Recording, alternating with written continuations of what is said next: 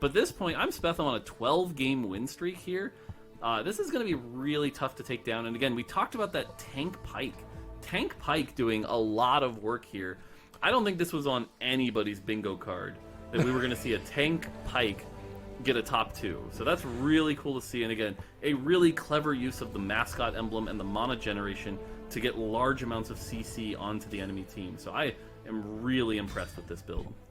Yeah, I like this play, actually. Leveling to 9 doesn't really get him anything major. There's no big swing, and a Nunu 2 is not going to change it. So this is, again, one of those options where it's like, play around possibly the Jin 3 or the Asol 3, and those are going to be a much larger win condition. And so, wow, yeah, we get to see this Pike in action. This Pike is doing great work, just destroying and stunning the backline, doing those big true damage hits. That's really cool to see. Really creative comp here. Love it.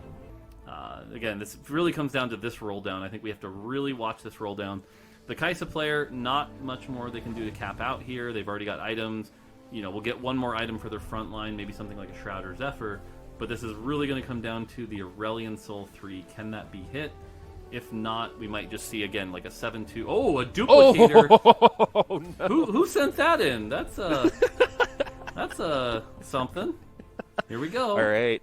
Watching the roll down right now. One more. One That's more. it. Oh, there We it got is. it. That was the easiest roll down for a tier 3 forecast Okay. unit I have seen in a very long time. Man, who pressed that button? I know, Yeah. right? Yeah, the Zephyr misses, so that's really good for Spetham here. Does get CC'd here. Hasn't cast yet, unfortunately. Here comes the first cast.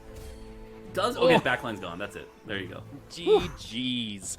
Aurelion Soul 3 was enough there, and that was the most anticlimactic roll down for a tier 3 forecast unit I've ever seen. That was like so just done. Sometimes you just hit, right? But what makes that particularly unique?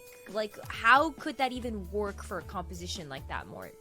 Yeah, so one of the things is that when champions take damage, they generate mana based on the pre-mitigated and post-mitigated damage. And so by making Pike a tank, he can generate a lot of mana by tanking damage. And that's going to allow him to cast and give you that big, team-wide 2-second stun, which is really good. But what makes it extra special here is by making it a mascot, as soon as he leaves, right, he zooms away and does that, he'll start healing it all back up through the mascot healing. And so the next time you see that Pike, he might have already gained half that health back, ready to do it again. And that's a really cool combo. And so with that itemization, you get a lot of the CC, allowing, like we saw, the Belveth, the Jin, the Aurelion Soul to actually be the carries. Really creative comp.